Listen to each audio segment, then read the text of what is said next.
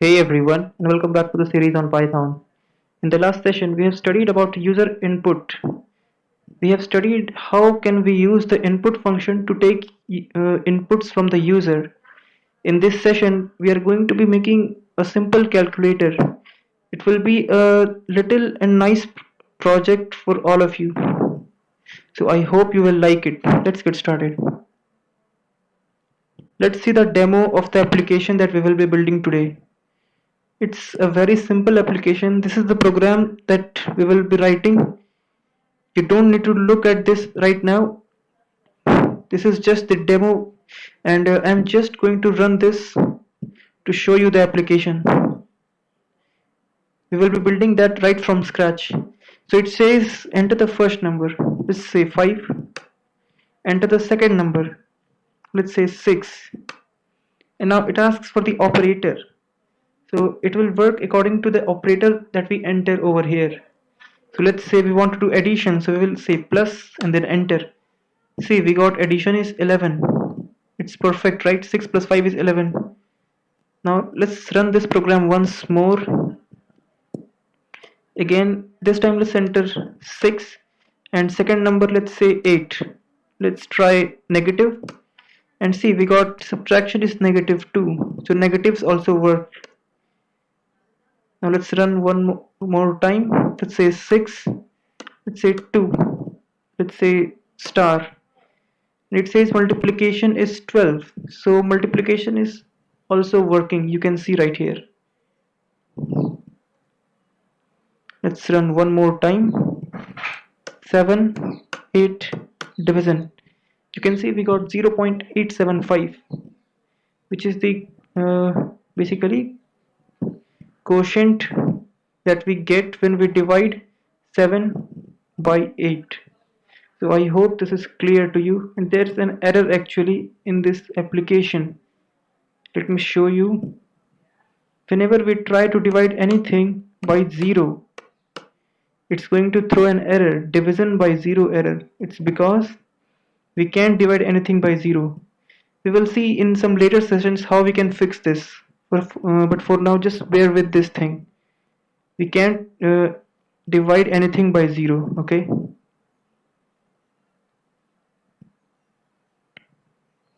Now let's get into the coding part of this session. We will be building this application right from scratch. Let's get started. Let's go ahead and create a new file. Just a second. Yes, let's get started now. So first of all, we were taking two user inputs, right? One for number 1 and one for number 2. So let's create a variable called num1 is equal to input for the user input and say enter the first number. Now it's an integer, so we have to convert this into an int, right? Because input function actually returns a string. We need to convert it in order to use it as an integer. Let's do the same thing for num2.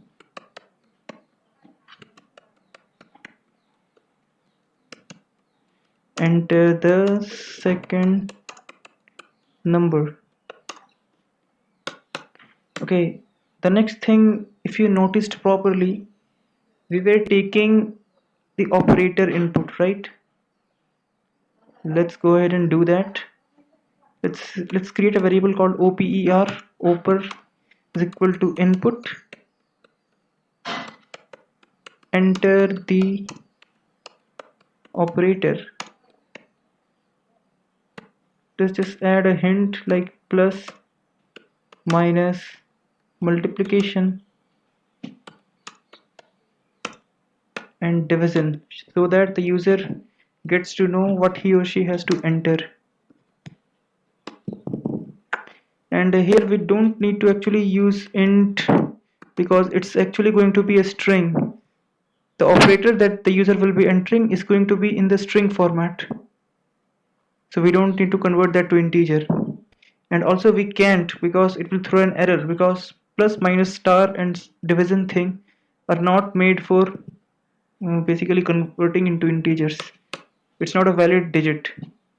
Okay, so next, in the next step, now we have to basically work according to the operator entered, right?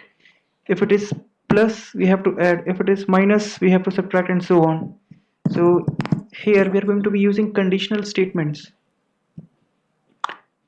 Let me show you. Let's say if, and let's add a condition called OPER is equal to plus. And two things I have to tell over here. The first thing is these brackets are not basically that you have to put over here. They are not absolutely not necessary. I mean, they are not necessary, and I just put them as my personal preference because I have used these brackets in many other languages. You can obviously just do like this. And the second thing that I want to tell is this. Yes, we can do comparisons in strings also. Until now, I was just showing you comparisons like this. 2 equals to 3, 2 equals to 6, 2 greater than 8. But we can also do comparisons with strings, like comparing with an equal to sign with a plus stored in a string. Yes, we can do that. It will be true if this variable has plus as a string. So hopefully this makes sense to you. Now after a colon, the indentation automatically shifts. And now what do we want to do when the user is going to enter plus? We have to add, right? So let's create a variable called result, and let's say num1 plus num2, because num1 plus num2, for now let's say this first number is 5 and the second number is 6. So num1 will be 5, num2 will be 6, so result will be 11. Okay, this is just a basic mathematical operation. Now for displaying that, we will be using print function that we all know and love. Let's say print, and we will be using f string. Let's say addition is result. So the expression within these curly braces result will be this thing over here, num1 plus num2. We will be understanding this if you have studied about f strings. I have explained about this thing in detail in working with string session. Now let's use an elif command and not an if. Okay, we are going to be using if elif else block over here for checking the conditions. Now let's say OPER is equal to, this time let's say minus, and then let's say result is equal to num1 minus num2. So this time the result is going to be the subtraction of num2 from num1. Okay, and then let's do print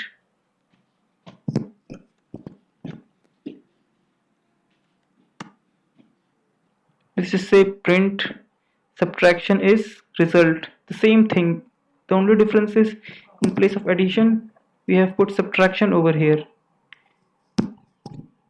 and again it's an f string.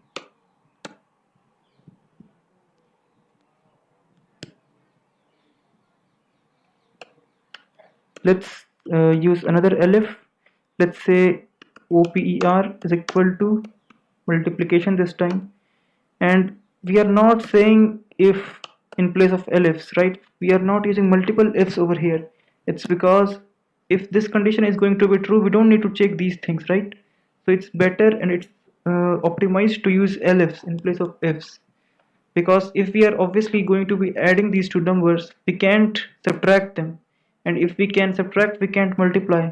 So only one of these conditions has to be true, and one of these conditions can be true. We can't have multiple conditions to be true over here. So it's very good to be using elif in place of if in further conditions. Now let's say OPER is equal to star, which is for multiplication. Let's say result is equal to num1 star or asterisk num2. and let's say print again the same thing. This time we have just wrote multiplication over here because we're multiplying. And the next part is division. So let's say OPER is equal to slash sign. This will be for division. Let's say result is equal to num1 divided by num2. So the division is also complete.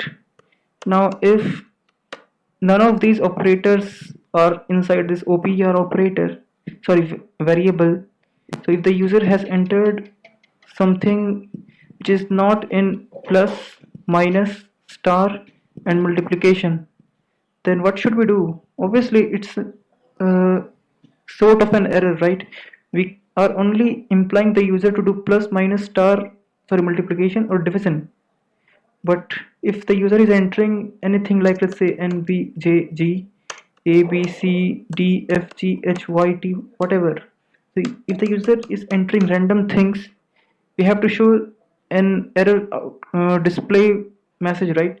So we are going to be using else. So if all these conditions fail, that is if that is the operator variable is neither plus nor minus nor star and nor slash or division, then we are going to be showing an error message saying sorry,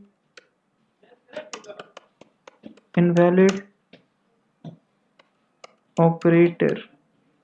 Okay, this means the operator that the user has entered is invalid. So this should be our complete program. Now let's save this. Let's save this file as simple calculator tutorial.py. Now let's run this and see if this works. Okay, so we got enter the first number, let's say 5, enter the second number, let's say 6, enter the operator, let's say plus, and see we got 11, addition is 11, the same way we got earlier, right? So it seems to be working. Now let's run again, let's say 5 again, 7 this time, let's say minus, we got -2, so the subtraction is working also. Let's say 7, let's say 6, let's say star for multiplication, and we got 42. Absolutely right. And if we do division, let's say 3, let's say division, yes, it's 2.0, because when we divide 6 by 3 we get 2. And in division, the division operator always returns a floating point value. Now if we try to enter any random thing, or let's just show you this thing, that is if we enter the second number as 0 and do division, it will throw an error, right, as I said you earlier. But I will probably fix that soon. How to do it I will show you in some later sessions. Now let's try to enter some random things, let's say 6, let's say 8, and now in operator let's say A, B, C, D. See, it says sorry, invalid operator, so it's working as intended. But again, if we try to do something like this, GH in the first number, it will give an error because GH can't be converted into integer, right? Because we are using int function over here. So I will show you how to fix these errors. Like if we enter other than digits over here, it shows errors for these two things because we can't convert them into integers. So I will show you how to fix these in some later sessions. For now we have just developed a small calculator that basically performs addition, subtraction, multiplication and division on two numbers.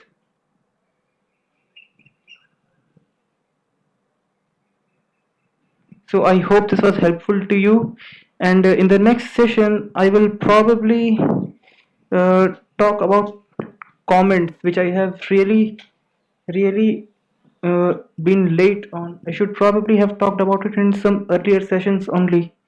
So I will talk about comments and what they are, and basically how and why we have to use them in our programs. So I will see you there next time. Goodbye.